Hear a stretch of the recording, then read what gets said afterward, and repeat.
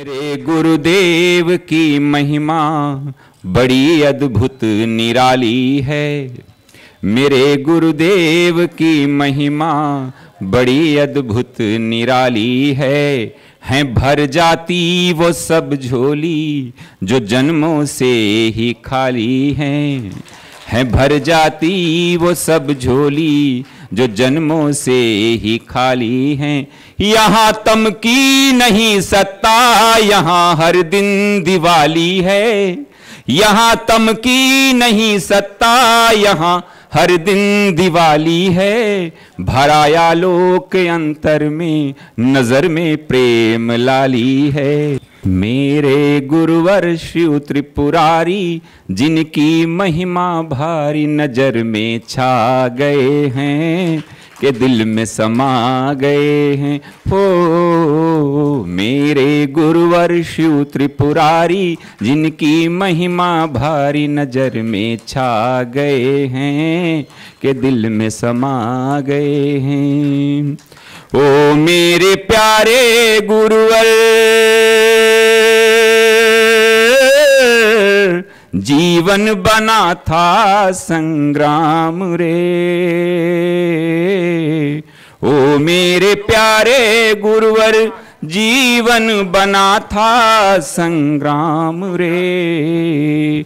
खिलती हुई सुबह भी लगती थी जैसे कोई शाम रे। भूल गए दुख दर्द बीमारी मिट गई चिंता सारी शरण तेरे आ गए हैं प्रेम रस पा गए हैं। हो मेरे गुरुवर शिव त्रिपुरारी जिनकी महिमा भारी नजर में छा गए हैं के दिल में समा गए हैं।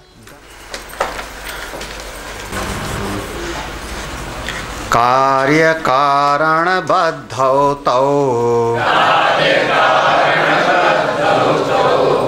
ईष्यते विश्व तेजसो प्राज्ञा कारण बद्धस्तु द्वौ तौ तुर्येण सिद्ध्यत।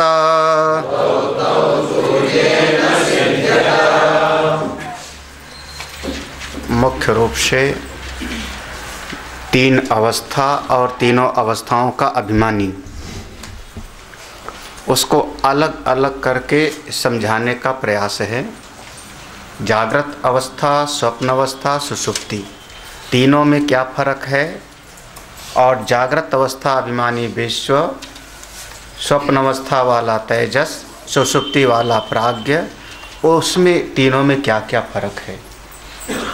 जब पूरे लक्षण को हम समझ लेते हैं तो बिल्कुल अलग अलग हमको समझ में आ जाएगा। तो कहते हैं कार्य कारण बद्धौ तौ, तौ माने दोनों, कौन सा, विश्व और तेजस। वो जो दोनों हैं वो कार्य भी हैं और कारण भी हैं,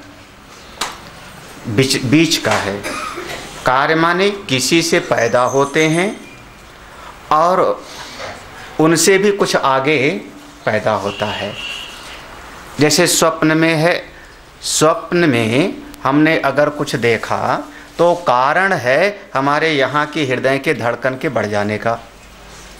देखा मैंने सपना, सपना देखा और हमारा यहाँ का हृदय धक धक करने लगा तो कारण हो गया, कारण हो गया। फिर हमने यहाँ पर जो कुछ अनुभव किया, यहाँ जो अनुभव किया उसकी जो वासना भीतर रह गई, संस्कार भीतर रह गया, उसके कारण हमको सपना दिखाई पड़ा तो कार्य हो गया। तो ये दोनों ही विश्व और तेजस, ये दोनों ही कार्य भी हैं और कारण दोनों।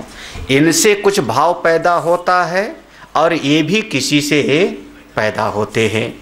ये दोनों का अर्थ है विश्व तेजसो कार्य कारण बद्धो। मतलब इसमें बीज भी है, फल भी है, कार्य भी है और कारण भी। लेकिन प्राज्ञ में, सुषुप्ति में, सुषुप्ति अवस्था में कारण बद्धस्तु, सुषुप्ति अवस्था में सब मूल रूप से केवल कारण ही रहता है। अव्यक्त रहता है, बीज अवस्था में रहता है, सुषुप्ति अवस्था में। सुषुप्ति अवस्था किसी का कार्य नहीं है। बहुत आसान सा है, मतलब जैसे हम लोगों का शरीर है, कार्य भी है कारण भी है। हम लोगों का शरीर कार्य भी है और कारण भी है। हमारे शरीर का जो कार्य है क्योंकि पिता से पैदा हुआ, कारण है क्योंकि इस शरीर से बेटा हमारा पैदा हुआ, तो हमारा शरीर कार्य भी है कारण भी है। बिल्कुल उसी प्रकार से विश्व और तेजस दोनों कार्य भी हैं और कारण भी, लेकिन प्राज्ञ केवल कारण है, केवल का, किसी कार्य नहीं, वो किसी का कार्य नहीं है। स्वप्न के बाद आता है, स्वप्न का कार्य नहीं है। स्वप्न का कार्य, स्वप्न का अगर कार्य होता तो स्वप्न में बहुत सारा पसारा है, उस पसारे की शाखाएं और बढ़ के आती ना, अगर कार्य होता तो। कार्य माने क्या? जिसका विस्तार बढ़ जावे। बीज से अंकुरित हो गया तो कार्य हुआ, यही तो। अंकुर से शाखाएं प्रशाखाएं पैदा हुई, यही तो कार्य। तो अब स्वप्न में जो हमने देखा वो तो वहाँ अभाव में चला गया, स्वप्न में, सुषुप्ति में, हाँ, तो वहाँ कार्य नहीं हुआ। इसलिए प्राज्ञ में केवल कारण होता है। अच्छा, फिर से प्राज्ञ को अलग से समझो, प्राज्ञ को और थोड़ा अब अपने आत्मा को अलग अलग करके समझो। कौन सा? हाँ, दौ तुरीय न सिद्धता। और जो अपना आत्मस्वरूप है तुरी तत्व तो ना वो किसी का कार्य है और ना कारण, उस वो कार्य कारण दोनों से परे है। तो विश्व तेजस कार्य कारण दोनों है, प्राज्ञ कारण है और तुरी कार्य कारण दोनों से परे। दोनों का, तुरी का और प्राज्ञ को अलग अलग करके समझो। नात्मानं न परांश्चैव न सत्यं नापि चानृतं प्राज्ञा किंचन संवेति तुर्यं तत्सर्वदृक् सदा।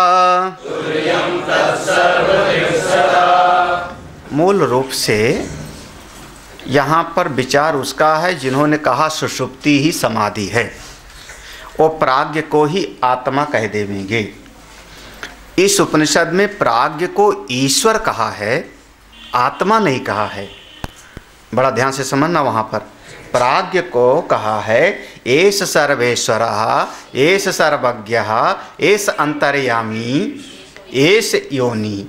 तो उस ईश्वर कहा है, न कि हमने आत्मा कहा है। तो बहुत बड़ा फर्क है, इस बात को समझना। तो कह रहे हैं कि ये जो प्राज्ञ है उसका अपने आत्मा से, तुरी से भेद समझो। कैसे? ये जो प्राज्ञ है सुषुप्ति अवस्था वाला, वो ना आत्मानम, जब गहरी नींद में तो अपने आप को भी नहीं जानता, ना परांश दूसरे को भी नहीं जानता, ना सत्यम सत्य को भी नहीं जानता, ना चा अनृतम झूठ को भी नहीं जानता।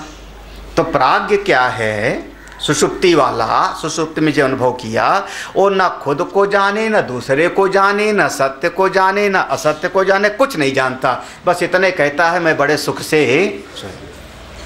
लेकिन जो तुरी है वो कहते हैं ए तुरी संवेति तुर्यम, ए तुरी सब कुछ जानता है, सबको प्रकाशित करता है, सबका मूल प्रकाशक, सब कुछ जानने अनुभव करने वाला तुरी। ये बहुत बड़ा फर्क है। तो सीधा कहें तो प्राज्ञ जड़त्व में है, अव्यक्त में है, बीज अवस्था में है, और तुरी अपने स्वरूप में है, वो प्रकाशक है। हाँ, क्यों ऐसा फर्क कर रहे हो प्राज्ञ का तुरी का? क्योंकि दोनों में कुछ अनुभव तो नहीं होता। तुरी में भी जगत का अनुभव नहीं होता क्योंकि सब शांत हो गया, प्रपंच उपशमम शांतम शिवम, हाँ, वहाँ भी सब शांत हो गया, सुषुप्ति में भी सब शांत हो गया। बोले बस इतना फर्क है कि सुषुप्ति से सब पैदा हो जाता है। हाँ, द्वैतस्य ग्रहणं तुल्यम उभयो प्राज्ञ तुर्ययोः बीज निद्रायुता प्राज्ञः स चतुर्येन भिद्यते। स्वप्न निद्रायुतावाद्यो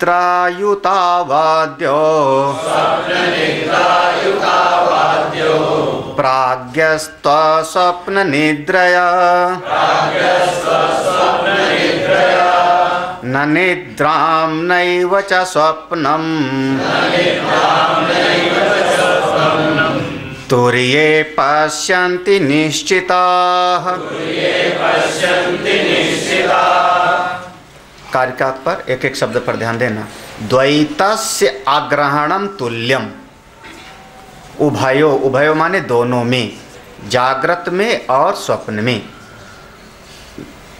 इसको छोड़ दो, अलग कर दो। तो प्राज्ञ में और तुरीय, ये अलग अलग करके समझो। प्राज्ञ में और तुरीय, प्राज्ञ माने सुषुप्ति और तुरीय, इन दोनों अवस्थाओं में द्वैत का ग्रहण नहीं हो रहा है। द्वैत का ग्रहण दोनों में नहीं हो रहा है। द्वैतस्य अग्रहणम तुल्यम उभयो, तो मतलब गहरी नींद में भी हमको कुछ पता नहीं लग रहा है और प्राज्ञ तुरीय अवस्था में भी हम संसार को कुछ नहीं जानते, ये दोनों अवस्था में। लेकिन अंतर क्या है? बीज निद्रायुता प्राज्ञ, प्राज्ञ में सुषुप्ति में बीज रूप में सब ज्यों का त्यों है।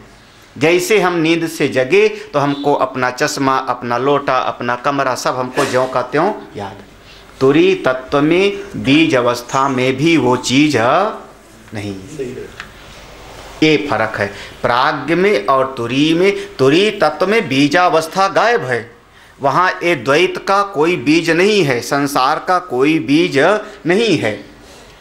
लेकिन सुषुप्ति में संसार का बीज रहता है। तो ये सुषुप्ति ही समाधि है, ये बात सही ही नहीं, ठीक है ना। सुषुप्ति, ये बहुत बड़ा फर्क है। सुषुप्ति ही समाधि है, ये बात सही नहीं, क्योंकि सुषुप्ति में बीज सबका ज्यों का त्यों है और समाधि में सबका बीज समाप्त। इसलिए ये सब साधना का स्वरूप है। कभी जैसे घर पे ये सब आप लोगों को करना चाहिए। साधना शिविर तो 5 दिन का हुआ, 7 दिन का हुआ, उसके बाद तो समाप्त। घर पे जैसे 10 मिनट 15 मिनट आप चुपचाप बैठो, कुछ न करो। हमने पहले भी कहा था कुछ मत करो 15 मिनट बैठ करके। सो भी मत, टीवी भी मत देखो, मोबाइल भी मत देखो, माला भी मत फेरो, पूजा भी मत करो, गीता भी मत पढ़ो, कुछ मत करो। ऐसा एक 15 मिनट का समय तो निकालो। आप ध्यान भी मत करो उस समय, कोई ध्यान मत करो। ना ध्यान करना है, ना जाप करना है, ना गीता पढ़ना है, ना कुछ लड़ना है, ना झगड़ना है, ना बात करना है, ना टीवी, कुछ मत करो। और एक आधा घंटा बैठो ना घर में किनारे।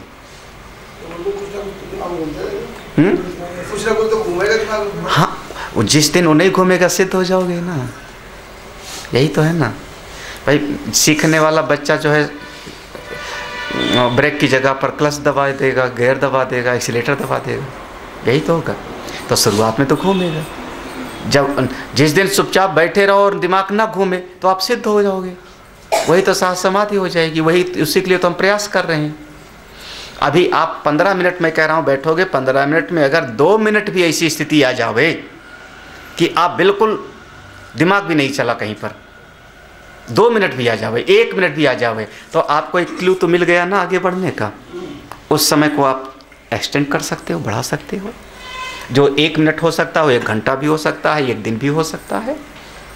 तो प्रयास तो जब करेंगे तो हो भी भाई। जो सीखने का प्रयास करेगा वही तो साइकिल चलाना सीख पाएगा। और जो डर के बैठ जाएगा, डर के बैठ गया फिर वो तो ऐसे साधना का भी है।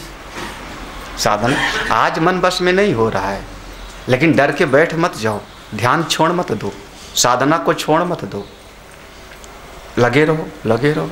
कभी न कभी तो आ ही जाएगा, कभी न कभी तो आ ही जाएगा। हर एक चीज़, रोटी बनाना भी एक ही दिन में नहीं आ जाता, हाँ, दाल बनाना भी एक ही दिन में नहीं आ जाता। आप क्या समझ रहे हो? क्या करना एक दिन? मोबाइल, नया मोबाइल दे दें और एक दिन में तुरंत सीख जाओ तुम लोग? कोई भी, मैं अपना मोबाइल दे करके पूछूं और एक दिन में सीख करके बताना कोई? एक दिन में वो भी नहीं आता। उसमें 50 ऐसी चीज़ें हैं, 50 ऐसी चीज़ें हैं जिनको सीखने में आपको 10-15 दिन लगेगा, सीखोगे तो। और नहीं तो ज़्यादातर दादा लोग कहते हैं बच्चे से, ए कौन पचड़े में पड़े यार, रहने दे तू, बस फ़ोन सुन लेते हैं, कर लेते हैं, बहुत है। हाँ, है ना? संसार की, और ऐसा नहीं कि नहीं सीख पाओगे, उसमें ध्यान, बच्चा जैसे दिन भर उस पर लगा रहता है, कुट कुट कुट कुट ना, अगर हम करते रहें तो हम भी सीख जाएंगे। वो कोई नई बात थोड़े है। हाँ, इतना अकल ये थोड़े कि बच्चे की बराबर भी अकल नहीं है, लेकिन हम समय उसमें बर्बाद करना ही नहीं चाह रहे, तो बस ये बात हो गई। तो ऐसे जब लगे रहेंगे तो हो गई। ऐसे साधना का भी है, ध्यान छोड़ो मत। जरा सा ध्यान में बैठे मन भटक गया तो मन में लगता है चलो जाप कर लो ज़्यादा अच्छा है, पूजा कर लो ज़्यादा अच्छा है ना। वो मन ने आपको गोरख धंधे में फंसा दिया। मन ने आपको जो है, इसका नाम है उच्चाटन, आपके मन ने आपको बुद्धू बना दिया, आपके शरीर देहात्म बुद्धि ने आपको बुद्धू बनाया। हाँ, उस समय साधना को छोड़ो मत, लगे रहो। स्वप्न निद्रा युतौ आद्यौ शुरुआत के दोनों कौन कौन से? विश्व और तेजस। 14वीं कार्य क्या? स्वप्न निद्रा युतौ आद्यौ माने शुरुआत के दोनों, विश्व और तेजस दोनों में स्वप्न भी है और निद्रा भी है। हमने सवेरे बताया था पहली क्लास में। जैसे विश्व में जागृत अवस्था में आप बैठ गए और बैठे हुए भी आप कल्पना करने लगे, तो ये क्या हुआ? स्वप्न के जैसे हो गया। फिर निद्रा, कभी आप कुछ नहीं सोच रहे और बैठे हो, तो इस जागृत अवस्था में और ये स्वप्न में, ये दोनों में कल्पना भी होती है और कल्पना का अभाव भी होता है। स्वप्न निद्रा युतो, ये दोनों चीज होता है। लेकिन प्राज्ञ में वो कल्पना बिल्कुल नहीं होती। प्राज्ञ तु अस्वप्न परंतु निद्रया। देखो, विश्व तेजस में स्वप्न भी होता है और निद्रा, मतलब वहाँ कल्पना भी होती है, कल्पना का अभाव भी होता है। और प्राज्ञ में कल्पना का अभाव है लेकिन कल्पना नहीं, कोई वहाँ पर स्वप्न नहीं है। ना निद्राम नैव च स्वप्नम, ना तो स्वप्न है और ना ही कल्पना है। जिस स्थिति में पूरी तरह से, उसको हम कहते हैं तुरीय तत्व। यही जो निश्चय कर ले, समझो ओ ज्ञानी। पश्यन्ति निश्चिताः, तत्व ज्ञानी लोग ऐसा अनुभव करते हैं जिन्होंने तत्व का निश्चय किया है। दोनों समझना, विश्व में जागृत अवस्था में कल्पना भी है, यहाँ पर आप कह लो विषय भी हैं, कल्पना भी है और विषयों का अभाव भी। सपने में भी विषय भी हैं, कल्पित विषय हैं। फिर वहाँ पर भी नई नई कल्पना हो सकती है कि चलो मैं गंगा नहाने जा रहा हूँ, सपने में भी कल्पना भी है। और कभी कभी चलो अब नहीं जाता मैं नहाने, बहुत ठंडा पानी है, निद्रा जैसी स्थिति भी। गहरी नींद में, प्राज्ञ में ना तो विषय है और ना ही विषय की कल्पना है, लेकिन नींद है, अभाव है। तुरीय में ना तो विषय है, ना विषय की कल्पना है और ना उसका अभाव है। निद्रा भी नहीं, कुछ भी नहीं, क्योंकि वो प्रकाश स्वरूप है, अपनी महिमा में है, अपने स्वरूप में। आप उस तुरी अपने आत्मा को इन सब से अलग करके समझो, पूरा अलग करके समझने का प्रयास है। हाँ, अन्यथा गृहणता स्वप्नो निद्रा तत्त्वमजानतः विपर्यासे तयो क्षीणे तुरीयं पदमश्नुते। अन्यथा गृहणता स्वप्नो। स्वप्न हम किसको कहते हैं? स्वप्न माने जहाँ पर विपरीत ग्रहण होता है। अन्यथा गृहणता स्वप्न। अन्यथा ग्रहण माने जैसा है उससे उल्टा। एक दिन शायद बताया था ना, तथ्य के विपरीत, जैसा है वैसा ना दिखाई पड़े। जैसे रस्सी को आपने समझ लिया क्या? सर्प। रस्सी को सर्प समझा या सीप को चांदी, तो अन्यथा ग्रहण हुआ ना, अन्यथा ग्रहण हुआ। उसी का नाम है स्वप्न। अन्यथा ग्रहण को ही हमने स्वप्न कहा। ये जो अन्यथा ग्रहण की स्थिति है ये दोनों में है।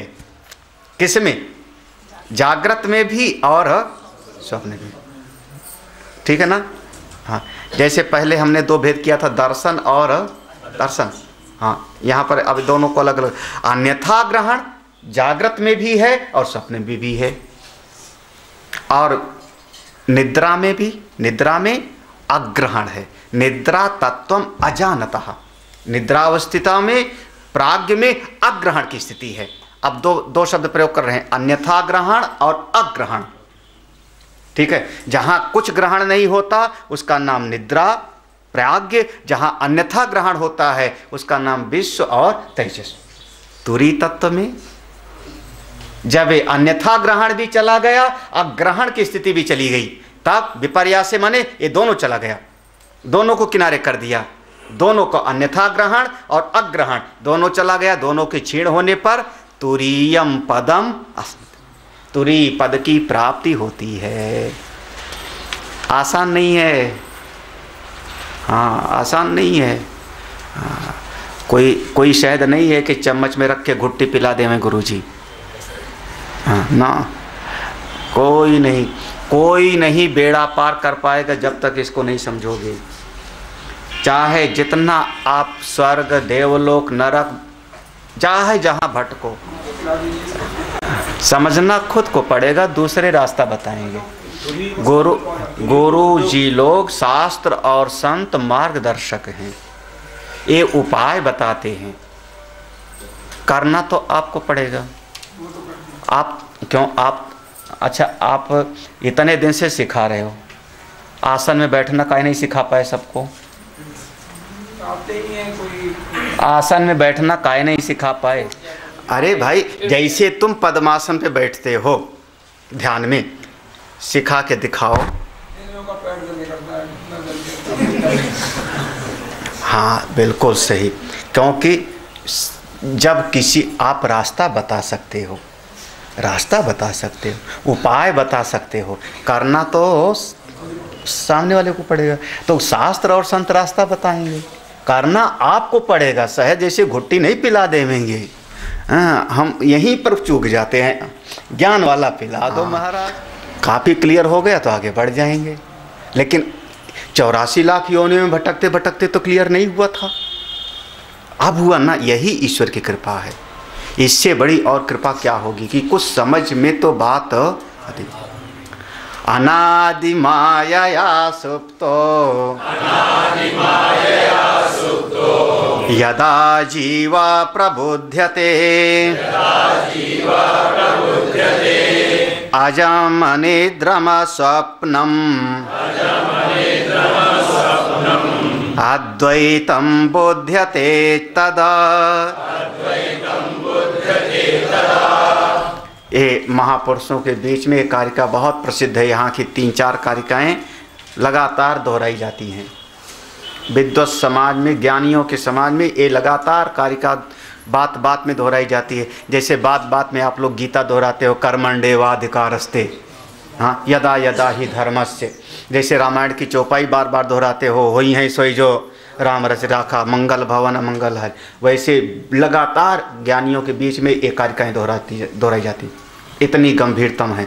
अनादि माया, अनादि काल से अज्ञान में पड़ा हुआ जीव 84 लाख योनियों में भटकता भटकता माया के कारण सोया हुआ, अनादि माया सुप्त, माया के अविद्या की निद्रा में सोया हुआ जीव कभी जग जाता है। यदा, यदा माने जब, प्रबुध्यते, ये जीव जब जग जाता है अपने स्वरूप में, तब अजम, अपनी अजन्मा तत्व को, अनिद्रम, जहाँ पर अग्रहण भी नहीं है, अस्वप्नम, जहाँ कोई कल्पना भी नहीं है, वहाँ पर अद्वैतम बुध्यते, तब वो अपने अद्वैत स्वरूप को प्राप्त कर लेता है।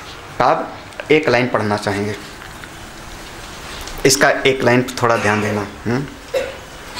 यौ अयम संसारी जीवा, मिला? नीचे ही होगा, बिल्कुल नीचे होगा।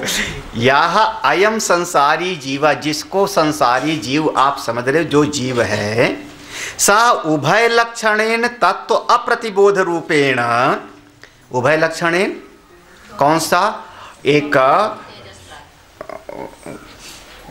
अन्यथा ग्रहण और अग्रहण, उभय लक्षणेन अन्यथा ग्रहण में पड़ा हुआ है, अन्यथा ग्रहण में जागृत अवस्था में और स्वप्न अवस्था में, और अग्रहण में निद्रा, लगातार उसी में आप।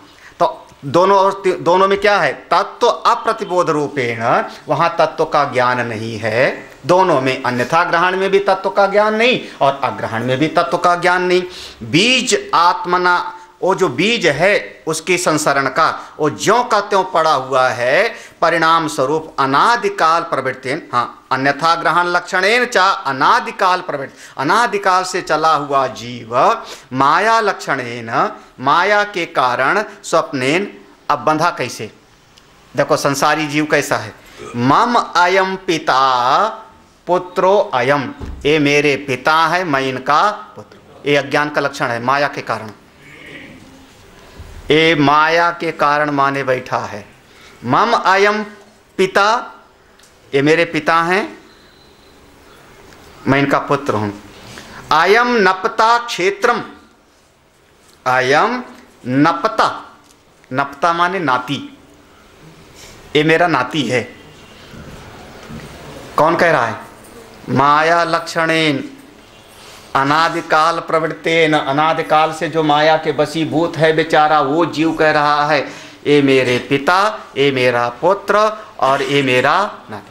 तीन पीढ़ी हो रही है, कार्य कारण का संबंध, कार्य कारण का संबंध बताया ना, मेरे पिता, ठीक है, हाँ मेरे पिता, हाँ माने एक पीढ़ी, मैं दूसरी पीढ़ी, नाती तीसरी। क्षेत्रम, ये मेरा खेत है, ये मेरा जमीन है, ठीक है, घर है। पशवो अहम ऐसाम स्वामी, ये देखो मेरे पास इतने सारे पशु हैं, इतने घोड़े, इतने हाथी, इतनी गाय, इतना पशुधन है, गोधन गजधन बाजधन, कितना सारा मेरे पास में है। अहम ऐसाम अहम स्वामी, सुखी दुखी, इनसे कभी मैं सुखी हो जाता हूँ और कभी मैं, हाँ ये अनादिकाल से चला आ रहा है, सब माया का लक्षण है। ये सब अगर आप कहते हो तो ये सब माया है, क्या क्या, मैं इनका पिता, मैं इनका पुत्र, ये मेरा नाती, ये मेरा घर, ये मेरे पशु, इनका मैं स्वामी, इनसे मैं सुखी हुआ, इनसे मैं दुखी हुआ। दिख रहा है ना कहीं नहीं, हाँ नहीं दिखा, देखते जाना। क्षयितो अहम अनेन, क्षयितो अहम अनेन, जब इन पे कोई तकलीफ आती है तो मैं बड़ा कमजोर हो जाता हूँ। क्षयितो अहम अनेन, इनके द्वारा मान लो हमारे 10 पशु मर गए तो दुख होने लगा है ना, और वर्धितश्चा अनेन, जब बढ़ गए तो, यही तो आपका संसार ही है, पूरा 2 लाइन में आपके संसार का लक्षण है। जितना जिंदगी भर 50-70 साल भोगे सब 2 लाइन में हम लिख दे रहे हैं, सब 2 लाइन में है। हाँ, वर्धिताचा अनेन इति एवं प्रकारान, इस तरीके से, बहुत तरीके से, स्वप्नान, ये भी कल्पना है सब तुम्हारी, सही नहीं है। स्वप्नान, ये भी आपका एक खुली आंख का सपना है। स्वप्नान स्थान द्वये अपि पश्यन्, दोनों स्थान में, कहां पर, जागृत और स्वप्न, दोनों स्थान पे देखते देखते, यदा, यदा माने जब कभी, यदा जब कभी, यहां से देखना, यदा मंत्र में लिखा होगा ना, कारिका में, यदा, यदा का अर्थ कहते हैं कब, वेदांतार्थ तत्व अभिज्ञान परम कारुणिके न गुरुणा न अस्य एवं त्वम हेतु फलात्मकः किंतु तत्त्वमसि इति प्रतिबोध्यमानो यदा तदेवं प्रतिबुध्यते। यदा माने जब कभी आपके कई, अब इस यही पर हम कहते हैं कई जन्मों के पुण्य जगे, पुण्य पुंज बिनु मिलई ना संताप, यहाँ तक है ना, हाँ? बिनु हरि कृपा मिलई नहीं, अब लगा लो, हाँ जो लगाना है, दुर्लभम त्रयमय वैतद, सारा का सारा ले आओ सूत्र। हाँ, ये मूल चीज है यदा, जब कभी, ये अनादिकाल से जीव सोया हुआ, जब कभी ऐसे संत मिल जावें, कौन संत, आजकल संतों की बहुत आयत है, आज कल नहीं, उस जमाने में भी रहा होगा जब ये लिखा गया होगा। हाँ, नहीं, वेदांतार्थ तत्व, वेदांत के तत्व को जो अनुभव में पचा लिए हैं, वेदांतार्थ तत्व अभिज्ञानेन, वेदांत के अर्थ को जानने वाले वेदांत के गुरु। लो हाँ, साथ ही साथ वेदांत का ज्ञान तो आपको निश्चेष्ट कर दिया ना, ब्रह्म विद्या तुरीय अवस्था में बैठ गए तो स्वरूप में बैठ गए तो निश्चेष्ट, कोई करने की जरूरत नहीं। तो ऐसे महापुरुष कुछ हैं जो वेदांत के अर्थ को तो जान गए लेकिन हिमालय में बैठ गए, बोले नहीं, करुणा के वशीभूत होकर के हमारा कल्याण भी करते हैं। अब यहीं पर हम तपोवन महाराज और गुरुदेव को ले आओ, रामकृष्ण परमहंस और स्वामी विवेकानंद को दृष्टांत को ले आओ, है ना। तो वेदांत के अर्थ को भी जानते हैं और साथ ही साथ परम कारुण के, करुणा के कारण हमारे पास आए, करुणा से जीवों का कल्याण हो, इसलिए जब कभी ऐसा संयोग बने, ऐसा हाँ जैसा आज बना है, जैसा अभी समापन होने वाला है तो गुरुना जब उन्होंने उपदेश क्या दिया, अच्छा गुरुजी ने क्या उपदेश दिया, बेटा तेरा पांच बेटे और बढ़ जावे, दूधो नहाओ तो पूतो फलो। कौन सा उपदेश दिया? ना अस्य एवं हेतुम, ये जो तू समझ रहा है ये तू नहीं है। कौन सा, क्या समझ रहा है? हेतु फलात्मक, हेतु फलात्मक ही संसार है। जितना आप लोग संसार कहते हो उसको हम एक शब्द में बांधते हैं, हेतु फलात्मक। नहीं समझ में आया ना? अरे ये कारण था तो इसका ये फल मिला, ये काम किया था तो इसका ये फल मिला, ये दान किया था तो हमको ये मिला, ये लड़ाई किया था तो हमको ये फल मिला, यही तो हेतु फलात्मक। उसने हमको गाली दिया तो हमने थप्पड़ मारा, उसने हमको भोजन कराया तो हमने थैंक्स बोला। आपकी सारी जिंदगी दो शब्द में है, हेतु फलात्मक, हेतु फलात्मक। हाँ, उसने ऐसा किया तो हमने ये किया, हमने ऐसा किया तो उसने एक, बस इतने तो एक हेतु हुआ और उसका एक फल। सारा आपका इतिहास एक शब्द में। क्या बात है, क्या ऋषियों की कलम है। आप इसको काट के दिखाना, खूब अपनी बुद्धि को जगाओ, सब लोग पढ़े लिखे हो। हाँ, आप इसको काट के दिखाना, इसलिए आपका सारा संसार एक शब्द में है, हेतु फल। ऐसा था इसलिए ये हुआ, ऐसा है इसलिए आगे ऐसा होगा, बस, है ना। अरे चोर था तो हमारी गठरी चुराई, यही तो ना। चोर था तो हमारी गठरी चुराया, दानी था तो हमको कंबल दे, बस हेतु और फल, हेतु और फल, हेतु और फल। ये तुम नहीं हो, हेतु फल वाला संसार नहीं हो। अरे यहां से तुमने वासना रूपी हेतु बनाई ना, संस्कार, तो तुमने स्वप्न को देखा, उस स्वप्न फल हो गया। ये तुम नहीं हो, हेतु फलात्मक नहीं हो। कौन हो तुम? तत्त्वमसि, तुम आत्मा हो। जब उन्होंने जगाया, प्रतिबोध, बार बार प्रतिबोध माने एक ही बार नहीं, एक बार होता तो बोध माना, प्रतिबोध मानो माने बार बार सुनाया, बार बार जगाया। तदा एवं प्रतिबुध्यते, तब वो जान जाता है।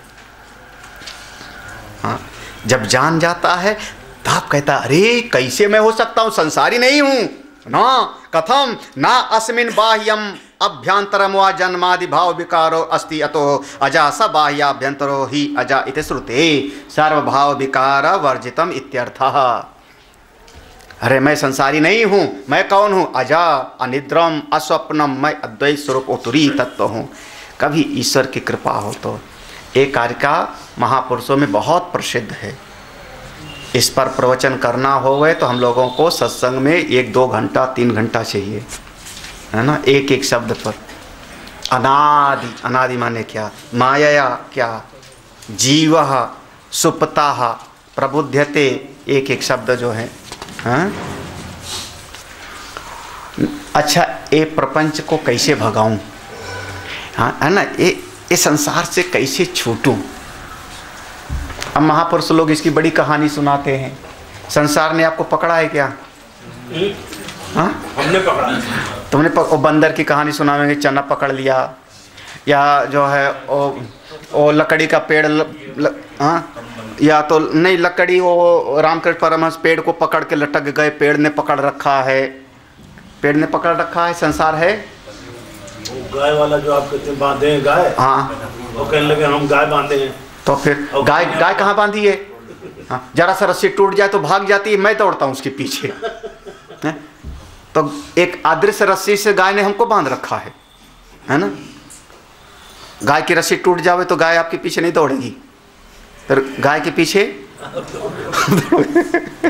तो मजबूरी में बंधी है बेचारी। है? असल में तो बंधे हम खुद हैं। तो कहाँ किसने बांध रखा है? संसार।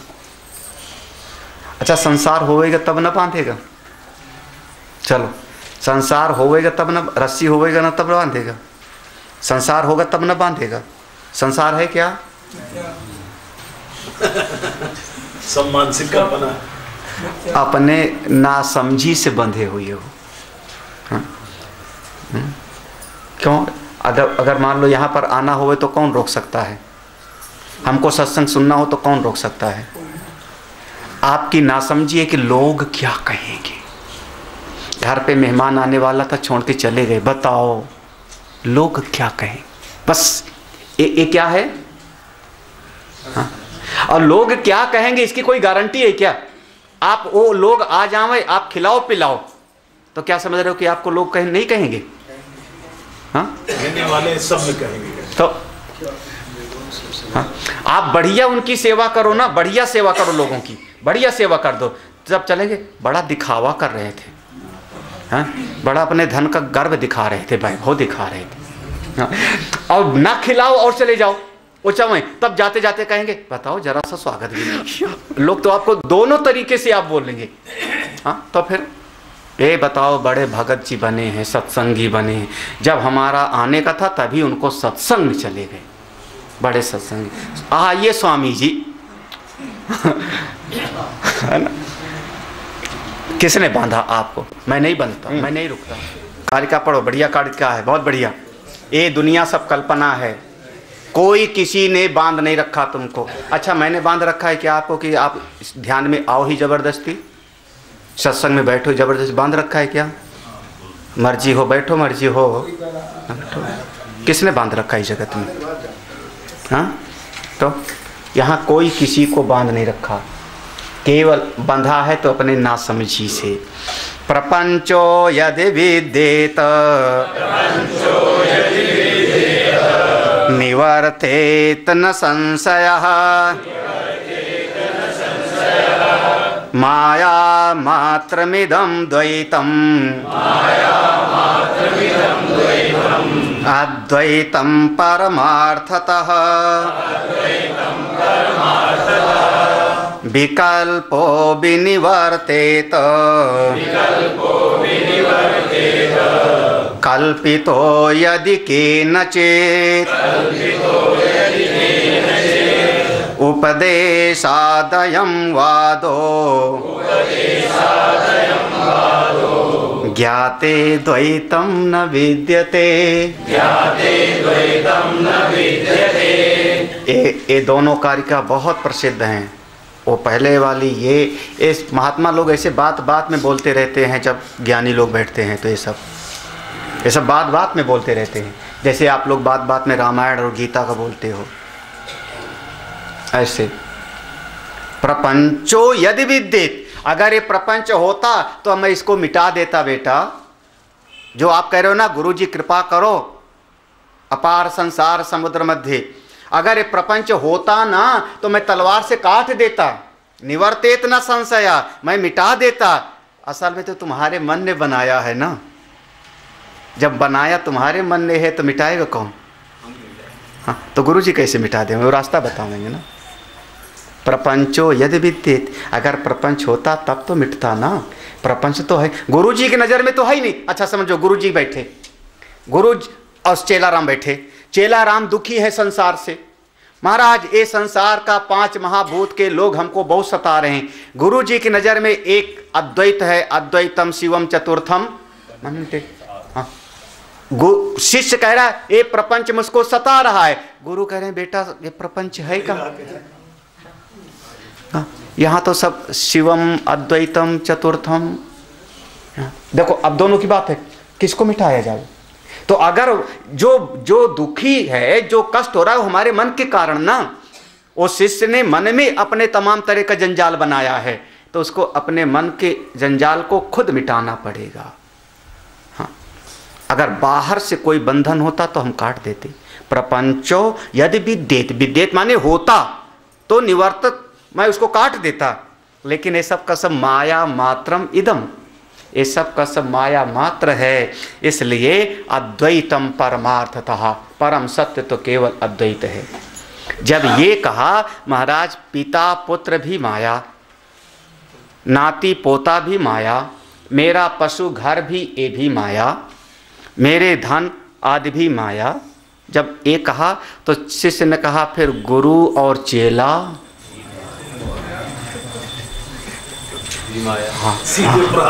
हाँ, तो कह रहे विकल्पो विनिवर्तित। अगर ये वास्तव में गुरु शिष्य सही होते, विकल्प माने गुरु और शिष्य, उपदेश और उपदेशक, अगर ये वास्तव में होते, वास्तविक होते तो यहाँ भेद हो जाता। वास्तव में तो ये समझाने का भेद है, अन्यथा तुम भी वही अद्वैत और हम भी वही अद्वैत। एक गुरु शिष्य का संबंध भी केवल हमारे अज्ञान को काटने के लिए है। जब अज्ञान कट गया, ये उपदेश मिला, उपदेश कौन सा? ये आत्मस्वरूप का, तब ज्ञान हुआ शिष्य में। जब ज्ञान हुआ तो द्वैतम ना तेरे, ज्ञाते द्वैतम, जहाँ ज्ञान हुआ द्वैत खत्म। द्वैत खत्म माने गुरु और शिष्य का संबंध भी इसी जगत के अंतर्गत है, इसी हमारे व्यवहार। अच्छा मानो तो गुरु जी नहीं तो 5 महाभूत का शरीर, उसमें कौन सा? हाँ, नहीं तो गाली देने वाले भी मिलते हैं महात्माओं को, उसमें कौन सा है? डंडा मारने वाले भी महात्माओं को हैं। हाँ, चाहे महात्मा हो चाहे मानो तो कौन? हाँ, मानो तो देव नहीं तो पत्थर, तो उसमें कौन सा? सब हमारे मन का भाव है, कुछ नहीं। ज्ञाते द्वैतम, जिसको ज्ञान हो गया, जब द्वैत है ही नहीं तो किससे राग करे, किससे देश करे, किससे मोह करे, किससे आसक्ति करे, किससे लड़ाई करे। फिर अपने आप में बैठो ना, अपनी महिमा में बैठो, अपने स्वरूप में रहो। इसके बाद अब फिर से मंत्र शुरू करते हैं। ये आसान सा है, मुख्य रूप से चूंकि निषेध हो गया, अपवाद हो गया, तो यहाँ तक में मूल चीज़ें आ गई सबका सब। यहाँ पर ज्ञाते द्वैतम ना देते, यहाँ तक मूल चीज़ आ गई। इसके बाद फिर से अब थोड़ा एक प्रक्रिया का नहीं समझ में आया साधक को, मध्यम श्रेणी का है, उत्तम श्रेणी का था तो समझ गया, मध्यम श्रेणी का नहीं समझ में आया तो उसको फिर से समझाने का एक दूसरा तरीका अपनाते हैं। उपासना कर ले। कैसे उपासना? ओंकार की उपासना कर ले, ओम की उपासना कर ले। ओम की उपासना करके तीनों अवस्थाओं के ओम से जोड़ दे तो शायद इससे आगे बढ़ जाएगा। तो हम लोग आज पढ़ लेते हैं यहाँ पर। सो अयम आत्मा अध्यक्षरम ओंकारो अधिमात्रम पादा मात्रा मात्राश्च पादा अकार उकारो मकार इति जागृति स्थानो वैश्वानरो अकारः प्रथमा मात्रा आप्तेरादिमत्वाद् वाप्नोति हा वै सर्वान् कामान् आदिश्च भवति य एवं वेद साह अयम आत्मा। देखो पहले क्या कहा था? अयम आत्मा ब्रह्म है ना, ठीक है। तो जो अपना ये आत्मा है, इसको अब ये जो ओंकार है, ओम है, इसके साथ मिला तो आदि अक्षरम ओंकारो, क्योंकि वहां पर कहा था आत्मा के 4 पाद हैं, याद है ना? आत्मा के सो अयम आत्मा चतुष्पाद, उस और ओंकार में 4 मात्राएं हैं। हाँ, तो पादा मात्रा मात्रश्च पादा, ये दोनों को मिला दो। कौन सी मात्राएं? तो जैसे ओम में 3 मात्रा है, अकार उकार मकार। कार को अलग कर दो, आ उ और मा, बाद में कार जैसे बोलते हैं तो हम कहते हैं कार, आकार, उकार और मकार मिला ना मंत्र में। हाँ, तो कह रहे हैं जो ओम का पहला अक्षर है आ, पहला अक्षर आ को जागृत स्थान वैश्वानर अकार प्रथमा मात्रा, ये जो जागृत अवस्था वाला वैश्वानर है उसको ओंकार के आ के साथ जोड़ दो। आ ही उसका जागृत स्थान है। आपते आदिमत्वात्, क्यों? क्योंकि आदिमत्वात् यही पहले आता है। इस दुनिया में जागृत अवस्था पहले दिखाई पड़ती है हमको और ओंकार में आ पहले आता। आदिमत्वात् पहले जो ऐसी उपासना कर ले, वे ऐसी साधना कर ले, जब ओम का उच्चारण करे तो ओम का उच्चारण करते जिस समय आ का उच्चारण करे सारे जागृत को उसी में मिला देवे, वो सब कुछ प्राप्त कर लेता है। आप नोति हवै सर्वान कामान आदिश, जो पहली कामना होती है वो सब पूरी हो जाती है उसकी, कोई संशय नहीं। श्रुति भगवती कह रही, हाँ, आप नोति हवै सर्वान कामान, सब कुछ जितनी कामनाएं हैं सब पूरी हो जाती है केवल आ से पूरे जागृत को समा करके। आदिश्चा भवती, और सबके प्रारंभ में हो जाता है उसका नाम आदिश्च भवत, चूंकि आकार प्रारंभ में है, आ प्रारंभ में है, उसकी उपासना किया तो वो एक तरीके से लीडर जैसा हो जाता है, 10 लोगों के लिए आदरणीय हो जाता है। आदिश्च, आदिश माने प्रधान हो जाता, मुखिया हो जाता है। 50 लोग बैठे हों तो सबकी नज़र उस पर होती है कि देखो ओ आदिश्च भवति, यह एवं जो इसको ऐसा जानता है। अगला देखो, अब दूसरा वाला आसान सा है। ऊ को स्वप्न अवस्था से जोड़ दो। स्वप्न स्थान तेजसा उकारो द्वितीया मात्रा उत्कर्षाद उभयत्वात् उत्कर्षति हवै ज्ञान संतति ज्ञान संततिम समानश्च भवति ना अस्य ब्रह्मवित् कुले भवति य एवं वेद। स्वप्न स्थान तेजसः उकारो, जैसे ओंकार का उच्चारण किया तो उसमें थोड़ी देर के बाद में ऊ का उच्चारण किया, आ का बोलोगे तो मुंह खुलेगा, होंठ थोड़ा टेढ़ा सा बनेगा तो ऊ शुरू हुआ, नहीं ध्यान आता क्या? ओम, है ना? उकार में थोड़ा मुंह टेढ़ा होगा। उकार का जिस समय उच्चारण किया सारी कल्पना को उसमें संभालो। स्वप्न स्थान, सारे स्वप्न यानी कल्पना को उसमें संभालो, सब कुछ। जब सब संभाल लोगे तो उत्कर्षात् उत्कर्षो भवति, क्योंकि वो उत्कर्ष करता है। उकार स्वप्न जो होता है वो आपको जगा देता है। स्वप्न में आप डर गए तो जग गए, स्वप्न में सुख मिला तो जग गए, उससे उत्कर्ष होता है, ऊपर उठ जाते हो। तो ऐसे जब ये प्रकार की साधना करोगे तो इस लौकिक जगत में भी आपका उत्कर्ष होगा। ज्ञान संततिम, आपके ज्ञान की परंपरा बढ़ जाएगी। अब देखो अगला मंत्र क्या कहता है, ना अस्य ब्रह्मवित् कुले भवति, ऐसी साधना करने वाले जो उकार को स्वप्न से तेजस के साथ जोड़ के साधना करते हैं, उनके संतति में कोई अज्ञानी नहीं होता। ना अस्य अब्रह्मवित् कुले भवति, ऐसा श्रुति भगवती या एवं वेद, जो ऐसी उपासना करता है। महाराज ऐसे लोग महापुरुषों से जो जुड़ता है वो निरंतर फिर एन केन प्रकारेण साधना ही करता है, साधना ही करता, ये रहता इसी मार्ग पर है। फिर और कहीं एक बार एक ज्ञान की बात समझ ले तो आपका दिल लगेगा कहाँ। आप गीता पढ़ लो, उपनिषद पढ़ लो, उसके बाद जा कर के आप कोई भी कार्य करो, आप कोई भी कथा सुनो, श्रद्धा तो होती है, ऐसा नहीं कि नहीं श्रद्धा है, श्रद्धा है। टीवी खोलोगे, आस्था संस्कार साधना देखोगे, लेकिन दिल उतना वहाँ पर करके देखो ना, दिल नहीं जमेगा। श्रद्धा तो है, खोलेंगे, देखेंगे।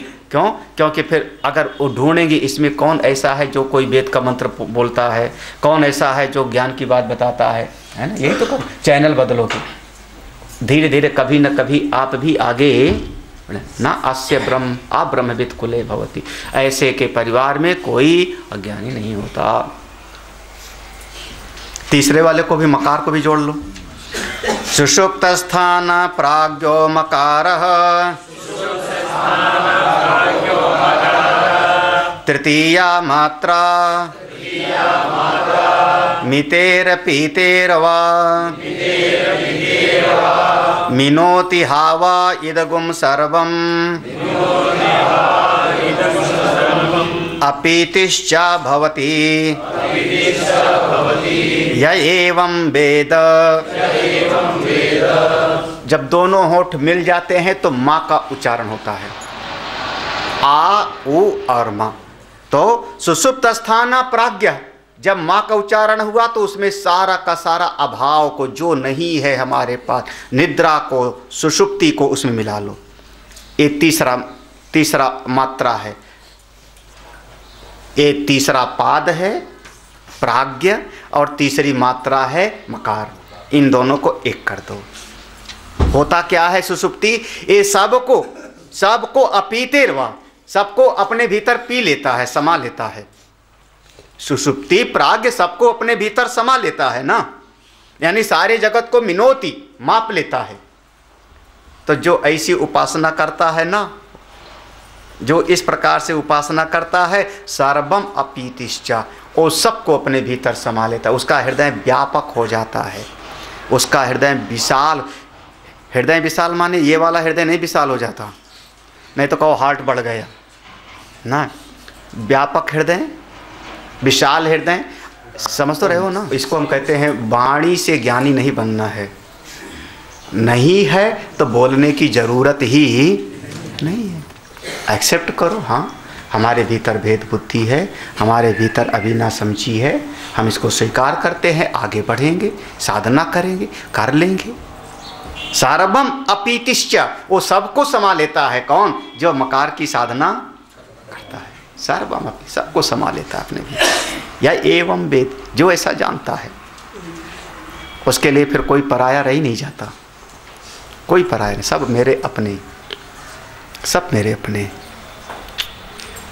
बहुत साधना के अत्रैते श्लोका भवंती, गौड़पादी श्लोका, इस बात को समझाने के लिए तीनों का, मात्राओं को, आ उ और माँ, तीनों को जागृत अवस्था से जोड़ दिया, उ को स्वप्न से, माँ को, और इसको समझाने के लिए ये कुछ कारिकाएं हैं, इसको समझाने के लिए पढ़ लो। विश्वसत्त्वविवक्षायाम् आदि सामान्यमुत्कटम् मात्रा संप्रतिपत्तौ स्यात् आप्ति सामान्यमेव च। विश्वस्य आत्म माने प्रारंभ का, शुरुआती। ये सारे विश्व को आ के साथ जब जोड़ने का भाव होता है, तब हम इसमें दोनों की प्रारंभ, पहली चीज, जैसे जागृत पहले, ऐसे ओम में आ पहले, तब हम उसको मात्रा का आधार लेके बता देते हैं। मात्रा संप्रतिपत्तौ स्यात्, मात्रा का आधार लेके समझा देते हैं। क्या चीज? कि जैसे तीनों अवस्थाओं में जागृत अवस्था पहले है, आत्म माने पहले, ऐसे ही मात्रा में, तीनों मात्रा में आ पहले है। हाँ, उसी बात को समझाना चाह रहे। तैजस्योत्विज्ञान उत्कर्षो दृश्यते स्फुटम् मात्रा संप्रतिपत्तौ स्यात् उभयत्वं तथाविधम् मकार भावे प्राज्ञस्य मानसामान्यमुत्कटम् मात्रा संप्रतिपत्तौ तु लय सामान्यमेव च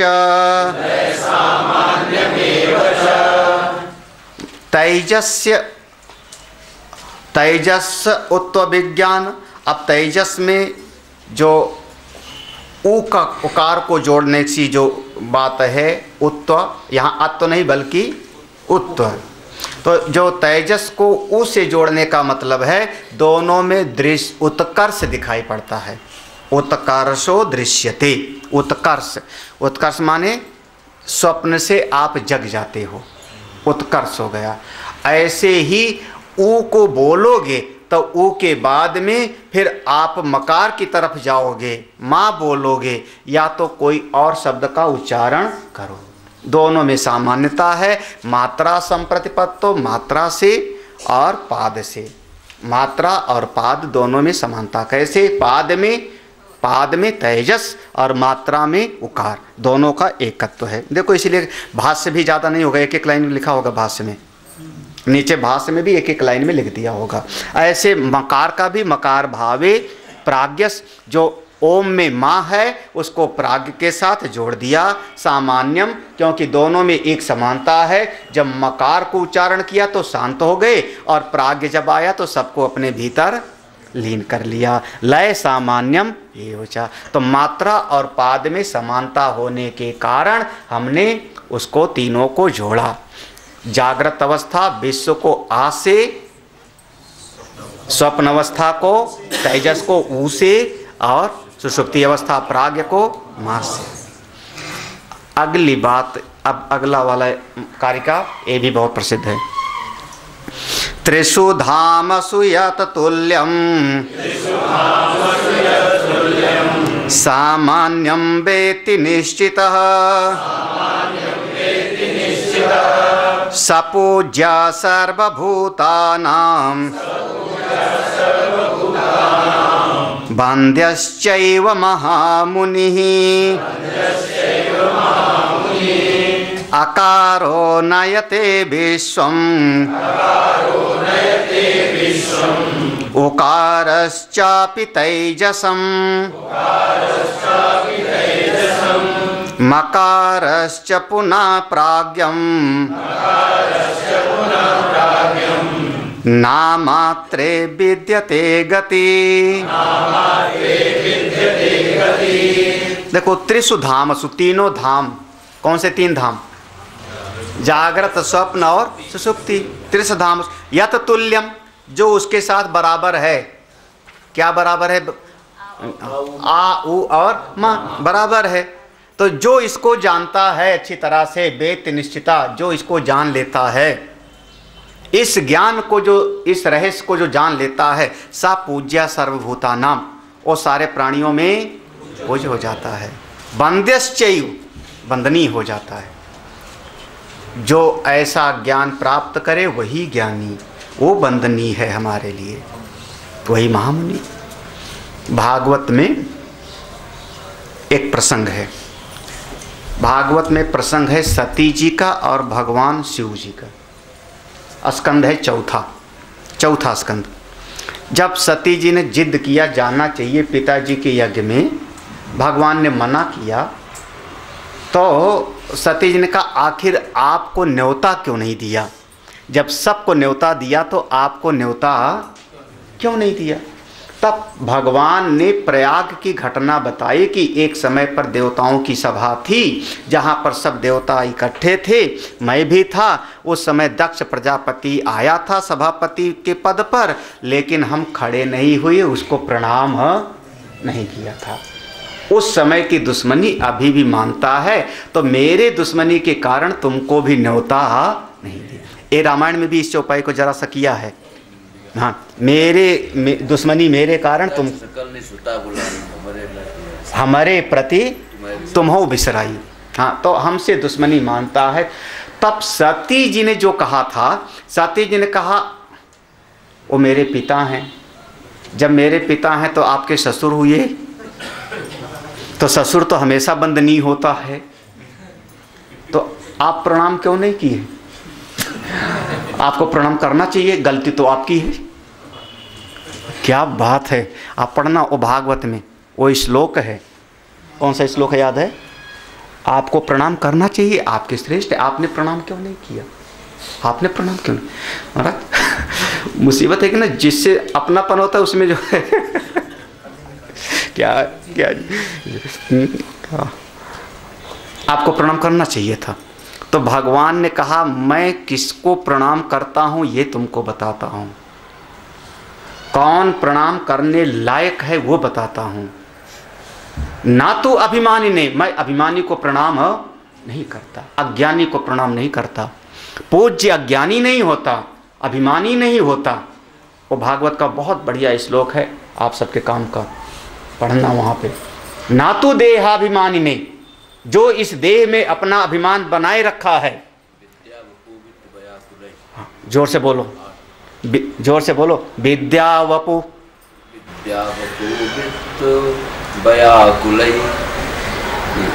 अवगुण बताए।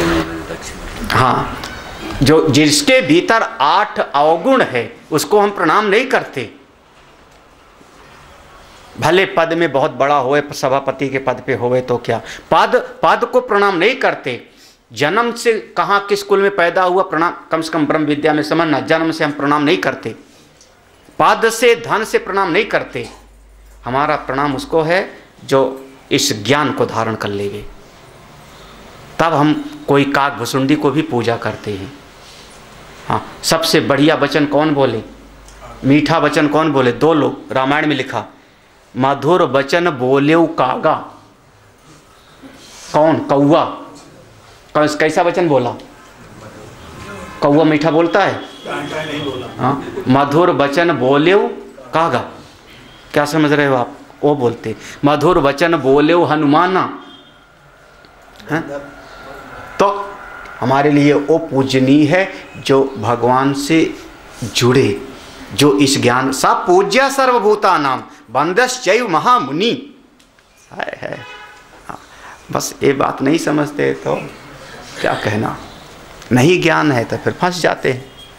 हमारे लिए ज्ञानवान द्विजो पूज्य है। इस ज्ञान को धारण करो, श्रेष्ठ बनो सब लोग। हाँ, अकारो नहीं तो विश्वम, आकार की उपासना करोगे तो विश्व तक पहुंच जाओगे। उकार की उपासना करोगे तेजस तक पहुंच जाओगे। मकार की उपासना करोगे तो प्राज्ञ के स्वामी बन जाओगे, इनके अधिष्ठाता कंट्रोलर बन जाओगे।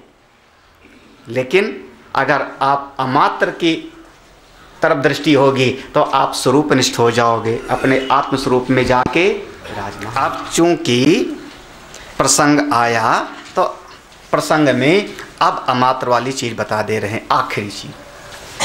अमात्रश्चतुर्थो अव्यवहार्यः प्रपंच उपशमः शिवो अद्वैत एवं ओंकार आत्मैव संविशति आत्मना आत्मानं य एवं वेद। ओम में एक चौथा है, उसको हम कहते हैं अमात्र। 3 मात्रा हो गई, आ उ और माँ, 3 मात्रा हो गई। तो एक ऐसी स्थिति है अमात्र। अमात्र माने जहां कोई मात्रा नहीं, अमात्र। वो जो चौथा है ना, माया संख्या तुरीयम, ऐसा था ना, कहा कारिका में था ना, माया संख्या तुरीयम। वो तो माया के जो यहाँ पर चौथा जब हम कहते हैं तो गाय के 4 पांव की जैसे नहीं, ये चतुर्थो, ये जो चौथा है, चौथा कौन? वो अमात्र। वो सबका मूल है, सबका आधार है, तीनों का, तीनों की सीमाओं से रहित है। वो कैसा है? वो अमात्र, ये तुरी से एक है, दोनों को एक कर दो।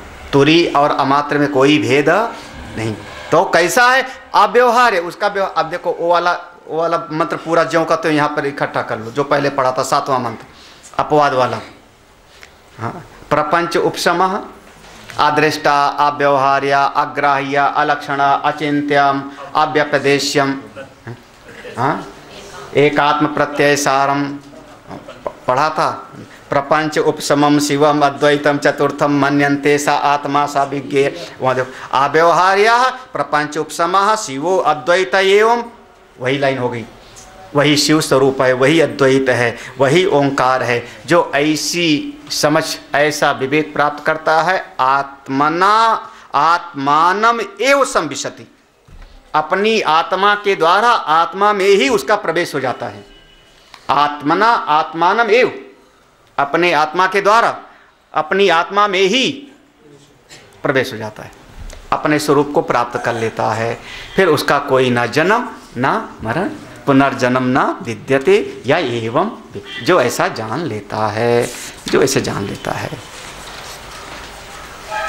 अत्रैते श्लोका भवन्ति, इसी बात को समझाने के लिए कुछ कारिकाएं और हैं, केवल पढ़ लो।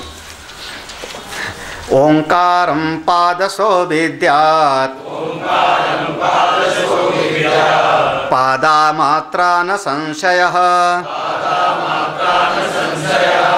ओंकार पादसो ज्ञात्वा किंचिद अपि चिंतयेत्। यहाँ पर ना है, कहीं पर ज्ञात्वा ना है ना, हाँ होना चाहिए, हमारे में नहीं छपा है।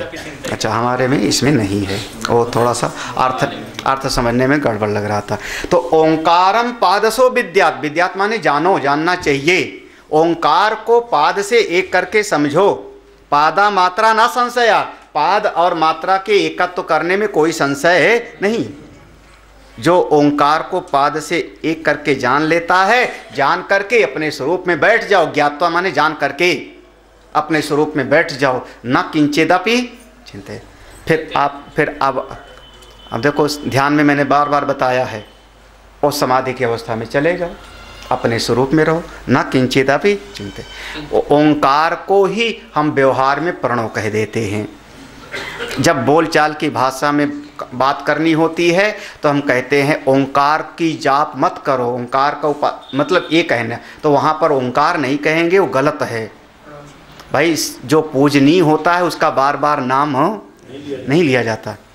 हाँ, दादाजी का नाम लेकर बुलाओ, अच्छा गुरु जी का नाम लेकर बुलाओ।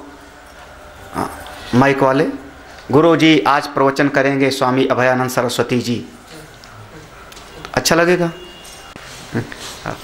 अपने श्रेष्ठ जिनके प्रति हमारी आदर बुद्धि है, उनका नाम बार बार लेना वो अशोभनीय होता है। अरे कम से कम संसद वगैरह में, विधानसभा में, लोकसभा में माननीय, इसे ओम बार बार मत बोलना, वो महामहिम है। हाँ, वो भगवान है। हाँ, क्या चीज़? अच्छा, ओंकारानंद अगर नाम हो तो कोई बात नहीं, प्रणव कह लेना, है ना। चलो, युंजेत प्रणवे चेतः प्रणवो ब्रह्म निर्भयम् प्रणवे नित्ययुक्तस्य न भयं विद्यते क्वचित् प्रणवो ह्यपरं ब्रह्म प्रणवश्च पराय स्मृतः अपूर्वोऽनन्तरो बाह्यो अनपरा प्रणवो व्ययः। एक कई कार्य का वही है।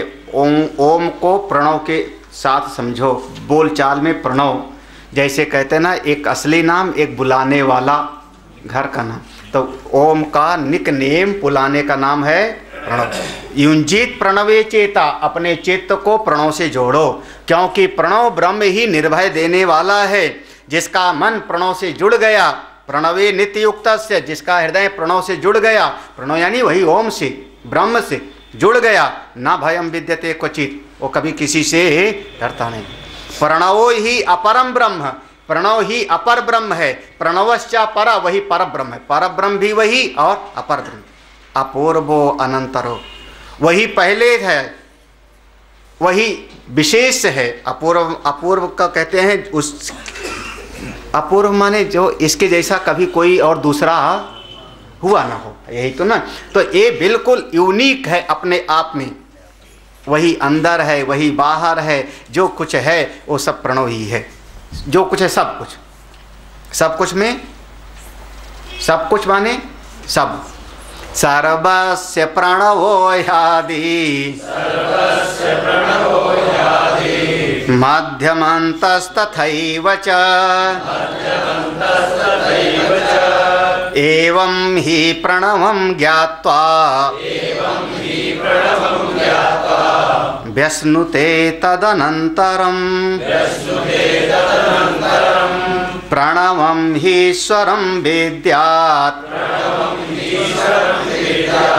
सर्वस्य हृदये स्थितं सर्वव्यापिनमोङ्कारं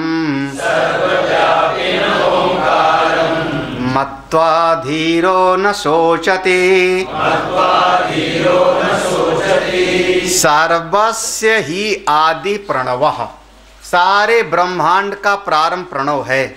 सर्वस्य ही आदि प्रणव, सर्वस्य ही मध्यमा प्रणवः, सबका बीच भी प्रणव है।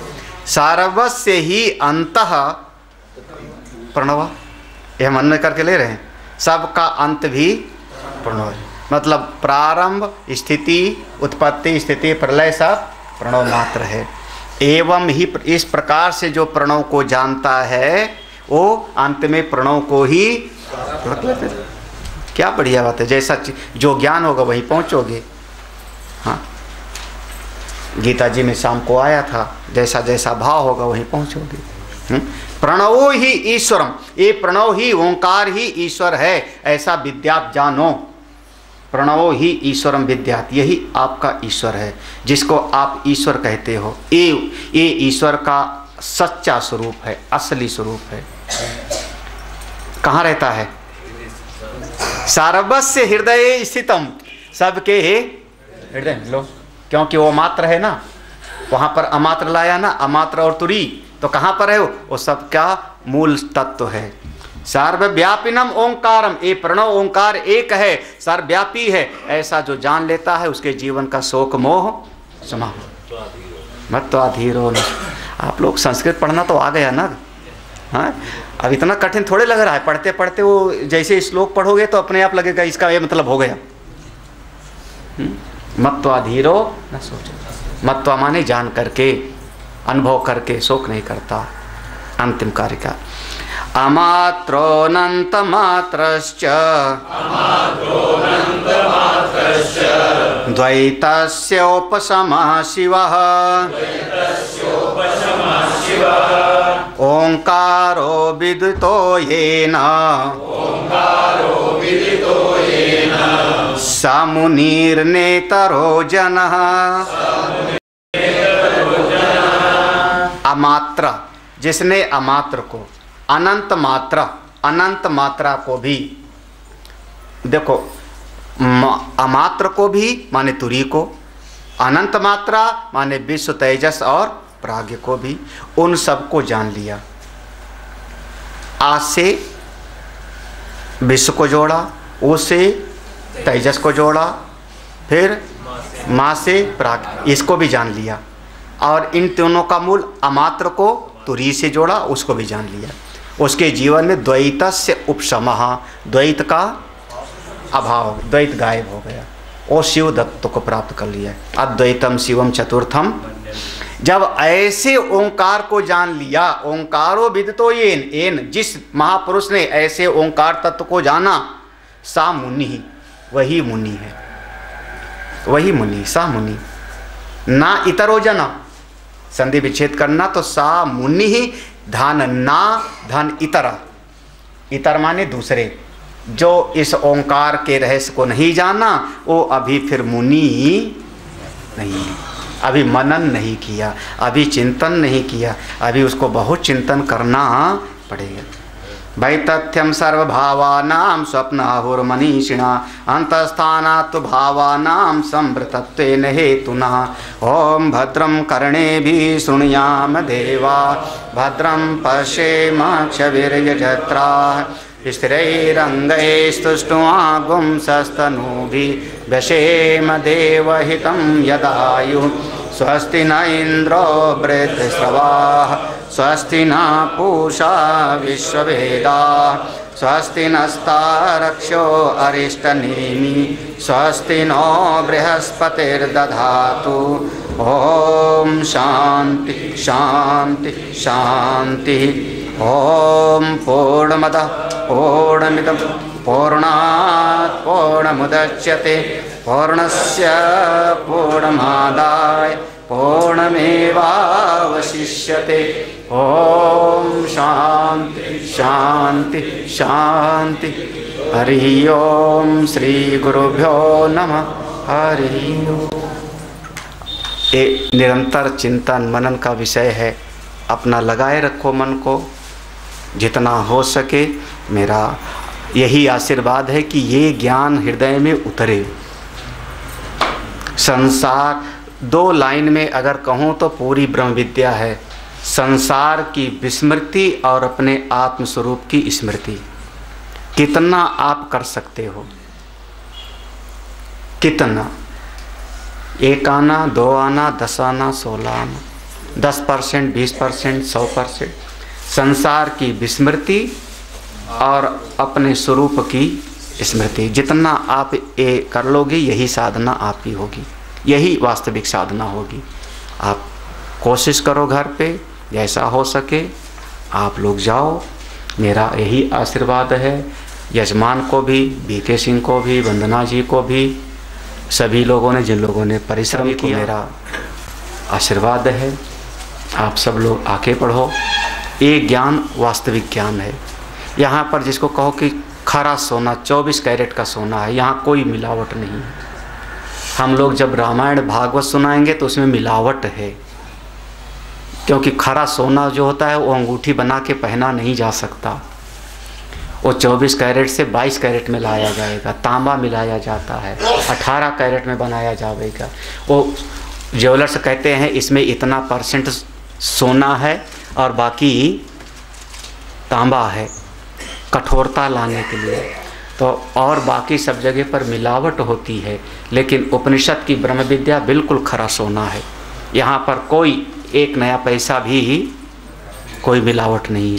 जानो और मुक्त हो जाओ, जानो और अपनी महिमा में विराजमान हो जाओ। और इसी के साथ मेरा ये सत्संग का सत्र। मेरे गुरुदेव की महिमा बड़ी अद्भुत निराली है। मेरे गुरुदेव की महिमा बड़ी अद्भुत निराली है भर जाती वो सब झोली जो जन्मों से ही खाली है भर जाती वो सब झोली जो जन्मों से ही खाली हैं। यहाँ तम की नहीं सत्ता, यहाँ हर दिन दिवाली है। यहाँ तम की नहीं सत्ता, यहाँ हर दिन दिवाली है। भराया लोक अंतर में, नजर में प्रेम लाली है। मेरे गुरुवर शिव त्रिपुरारी, जिनकी महिमा भारी नजर में छा गए हैं के दिल में समा गए हैं। हो मेरे गुरुवर शिव त्रिपुरारी, जिनकी महिमा भारी नजर में छा गए हैं के दिल में समा गए हैं। ओ मेरे प्यारे गुरुवर, जीवन बना था संग्राम रे। ओ मेरे प्यारे गुरुवर, जीवन बना था संग्राम रे। खिलती हुई सुबह भी लगती थी जैसे कोई शाम रे। भूल गए दुख दर्द बीमारी, मिट गई चिंता सारी, शरण तेरे आ गए हैं, प्रेम रस पा गए हैं। हो मेरे गुरुवर शिव त्रिपुरारी, जिनकी महिमा भारी नजर में छा गए हैं, के दिल में समा गए हैं। आया जो दर पे तेरे, पाया परम की सौगात रे। आया जो दर पे तेरे, पाया परम की सौगात रे। सजा दो को गुलशन सा, अवध में राम आए हैं, अवध में राम आए हैं, अवध में राम आए हैं। लगे कुटिया भी दुल्हन सी, लगे कुटिया भी दुल्हन सी, मेरे घर राम आए, मेरे सरकार पीठ भव सरिता तरणी, नखदुति भगति हृदय तमहरणी। पग पराग जन जन बस करनी, मंगल मोद महान की शुभ आरती की जय। श्री गुरु चरण सरोज की शुभ आरती की जय। गैरी कपीठ बसन तन शुभ, ध्यान मगन लखी जन मन मोहित। पद्मासन पर प्रभु तन शोभित, मंद मधुर मुस्कान की शुभ आरती की जय। श्री गुरु चरण सरोज की शुभ आरती। कर्पूर गौरम करुणावतारम, संसार सारम भुजगेन्द्रहारम। सदा वसंतम हृदयारविंदे, भवम भवानी सहितम। त्वमेव माता च पिता त्वमेव, त्वमेव बन्धुश्च सखा त्वमेव। त्वमेव विद्या द्रविणं त्वमेव, त्वमेव सर्वं